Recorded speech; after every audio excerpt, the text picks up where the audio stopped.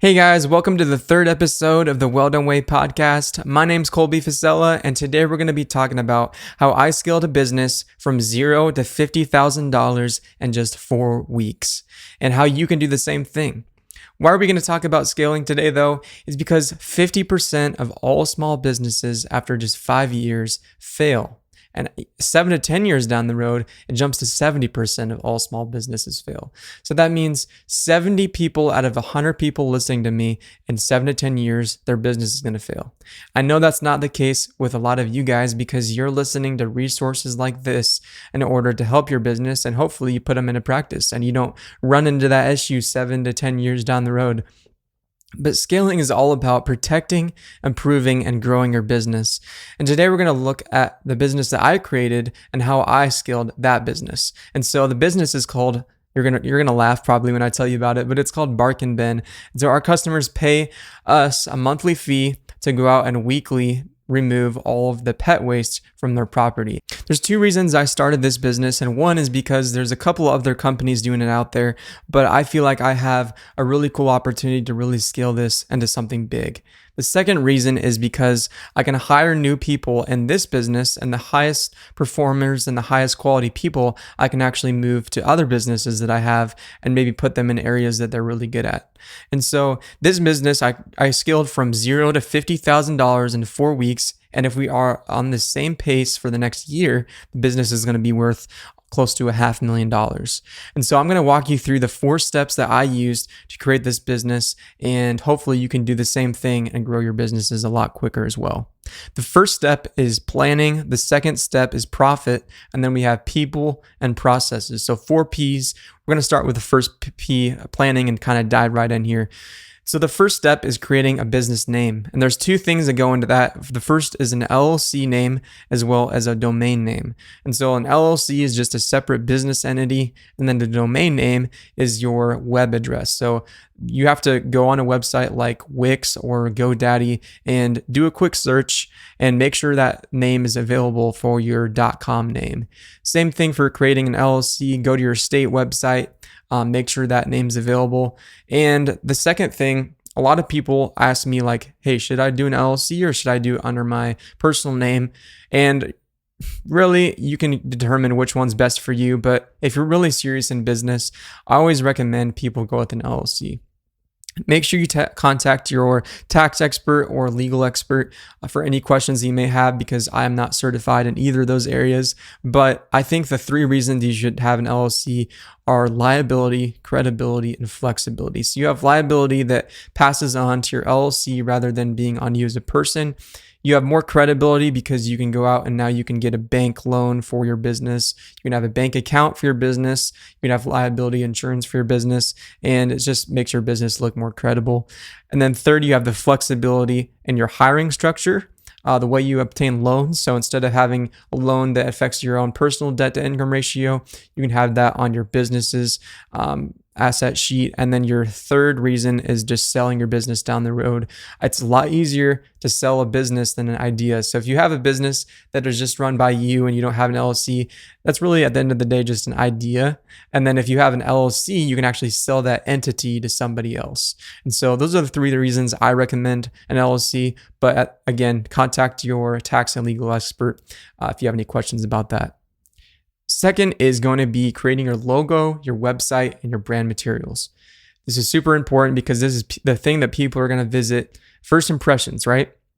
And you want to make sure your website looks good. There's actually stats out there that if your website looks good and you have different little fun things on your website that you click past and maybe it grows bigger, things like that, you're going to have a lot higher conversion rate because people just like that kind of stuff. They like a website that looks clean. If you go on any website like Lululemon, Express, any of these bigger name websites, they're all going to have a clean interface, super easy to check out. All of those different things in common. So you want to make sure you also provide that experience for your customers. And if you need any help with creating your website or a brand materials, a logo, please contact my team. We'll be happy to help you with that as well. Number 3 is creating a bank account and insurance. 100% recommend working with a bank that you have a good relationship, whether that be a local bank. Those are the easiest relationships to build, but some bigger banks also have good people working with them. So make sure that whoever you work with, you have a good relationship with, or you see that that relationship can also grow in the future. Same thing when you're looking at insurance, either shop around or work with somebody who's doing the shopping for you. Insurance can be very expensive when you're talking about a liability policy. Just make sure you're getting the best rate and the best coverage for your business.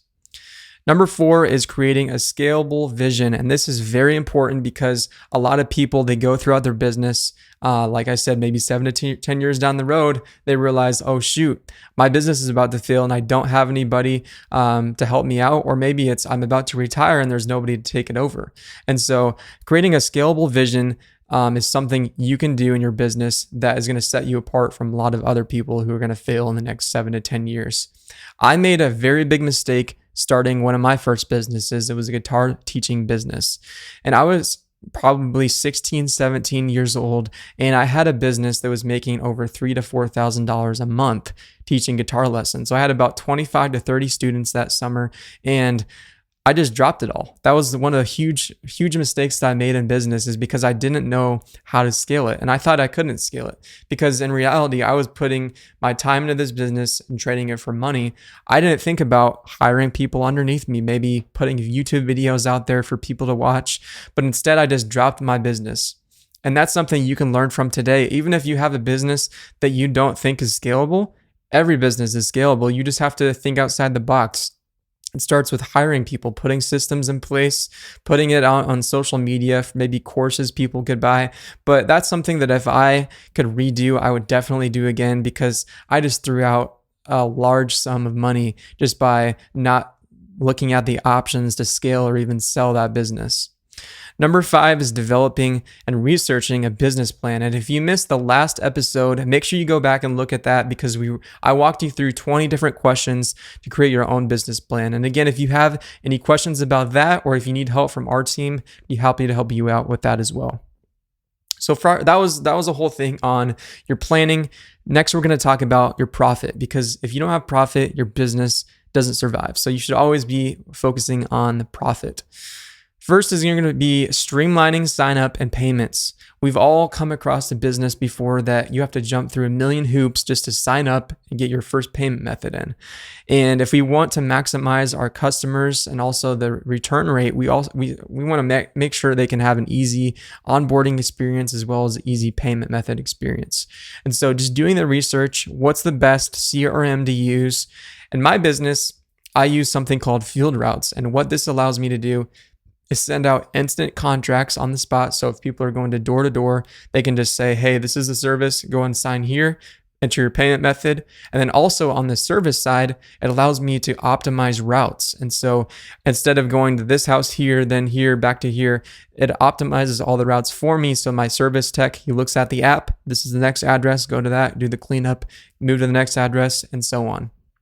And so make sure you find your best streamlined profit systems, whether that be your website, or maybe that's a separate CRM like I was just mentioning. Number 2 is understanding financial health. You need to understand the terms like cash flow. You need to understand the balance in your accounts and how much you've invested versus how much other people invested. So just make sure you do a bunch of research. And if you need help with that, contact my team as well. Number 3 is profit margins. Test your profit margins. You're going to have an idea in your head. We're going to make 20%, 30, 50% on this job or maybe this service, but you're going to go along your business. Something's going to come up that you didn't expect. And so that first 2 years, you're going to have a lot of different movement along your profit margins possibly. And you want to test those, see what's working, see what's not, and then adjust as time goes on. Number 4 is reinvestment and tax strategies. And so this, again, if you have a CPA, don't have a CPA, I would encourage you to work with one or a legal expert and just determine what are the best strategies to use if I'm considering having people fund my business, or at the end of the year, what can I do to save money on taxes? Maybe that's buying a vehicle, maybe that's adding an employee at some point, and just determining what are the best ways that I can do to save money. And also moving into number 5, funding and managing cash flow. There's a couple ways you can fund your business. You can do that through yourself and your self-funding, or maybe you're working with other investors that are funding your business. But it's super important just to know where you're at in your cash flow. A lot of businesses fail because they don't know where they're at. What I do in my business, I have a sheet that I use, and every single week, my income and expenses calculate my balance, what should be in my account at the end of the week. And so I project that out within 2 to 3 months ahead. So that way, if there's a week that I know there may not be something coming in that week, I can maybe go out and try to make another sale, or I can rearrange my expenses around that certain week.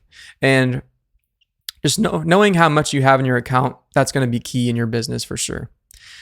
We're going to move on to people now. And the first step is planning for a team. So what people am I going to hire? Am I going to hire a marketing director? You have your sales team, you have your service team, and then build a team that complements. That's number 2, is know your strengths, know your weaknesses, and your first hires should be your weaknesses, really. You should determine the 5 things you're good at, 5 things you're not, and just develop a business or an employee role around the things that you're not good at. And so build a team that complements. And also number 3, foster a positive company culture. We've all worked for bosses or companies that are not fun to work with. And what I want to do in my business is I want to give my employees the freedom to manage their own schedule, manage their own time. A lot of businesses maybe can't operate like that, but I feel like if I give my people more freedom, they're going to in return give me more effort, and they're going to want to really pour into my business if I pour into them as individuals. Number 4 is training new leadership. A lot of older people that have a business, they fail to train new leadership. And so when they go to retire, they can't sell their business for as much because there's no one to run it after they either move on or pass away. And so what I want to do in my business is I always want to have a leader under me that knows exactly what I do and how to do it as well. And that it also kind of leads into number 5 is effective delegation. You don't want to just dump everything on this person or this team. You want to make sure that you're effectively delegating. You're going to train people that are good at this certain thing, and you're also going to maybe not train people on something that you're good at. But you should also have maybe 1 or 2 people that you're training everything that you do, so that maybe you're on vacation for a couple of weeks, they can take over your business and run their business while you're gone. That's really the test is if you can leave for 1 or 2 weeks and your business is still running, that means you're scaling well. That means you're putting systems and processes in well. And that's number 4 is creating the processes. Plan for facilities, vehicles, FF&E, furniture, fixtures, equipment. Make sure you plan for all that stuff ahead of time. So that way, when you get to your business, maybe you get to a certain point, you already know what's the next step. What am I going to need to buy next? Implementing technology and tools. This kind of goes with the CRM that I was talking about in the profit planning phase, but we're also going to have different systems. Maybe use Google Calendar as your scheduling system. There's Calendarly. There's a bunch of different things out there, different technologies that you can use in your business to help streamline your business. Do some research. There's not a one box fits all for somebody, but you can also, Google is a super cool resource. You can have calendar sheets, meets. You can have a bunch of different things inside of Google. So I recommend using Google. Number 3 is creating streamlined processes. And so this is basically in your business, every step of the business, you need to have a process and a list for your employees to check off. And so even if you don't think it's important, it's still important. Anything that even you do as an owner, you want to have a process for that, so that way you can hand it off to someone down the road. Number 4 is create and track your key performance indicators, your KPIs. This could be something like average rate of new clients per month. This could be churn rate, which is clients that you lose per month. This could be maybe social posts even per week. How many posts are we getting out per week? Are we meeting these goals? How can we improve? And what are things that are going wrong? And how can we implement new processes in order to streamline those efficiencies as well? Number 5 is standardization with adaptability. This is very important. In my business in Bark and Ben, we had a customer ask us, hey, I don't want your weekly service, but I would be interested in you guys coming out maybe once a month. And at first, I I thought, no, we're just going to do weekly service. We want to keep it all the same, but then we'd be leaving revenue and income on the table. So I didn't want to do that. So I said, hey, yeah, we can do that. We can come out just once a month. We'll do half the price. Once a month, we'll come out and take care of your yard for you. And turns out about a month later, the guy actually contacted me again. It was just yesterday. And he said, it's really piling up back there. I think I'm going to need you guys to come out every week. And so by having adaptability with my standardization, I was able to not turn revenue away, and I was actually able to gain a new customer, probably for life, just because I was able to set my processes aside, cater to this customer, and in return, he saw the value in our product and he decided to go with what we offer as a standard. And so that's just an example of just being adaptable, being flexible in your businesses. Make sure you have these standards and processes, but at the end of the day, you want to make sure you're catering to as many people as possible in order to maximize your revenue. And so that's just a little bit about how I took that $0 business and transformed it to $50,000 in 4 weeks. And if we stay on the same pace, we're going to transform this business into almost a $500,000 business at the end of year 1. So I hope that encourages you guys in your business. Just if you put some of these practical things in place, you're going to be able to grow your business faster and bigger than you ever imagined. So this was the 3rd episode of the Well Done Way podcast. Thanks guys for listening, and we'll catch you again in the next episode. Thanks.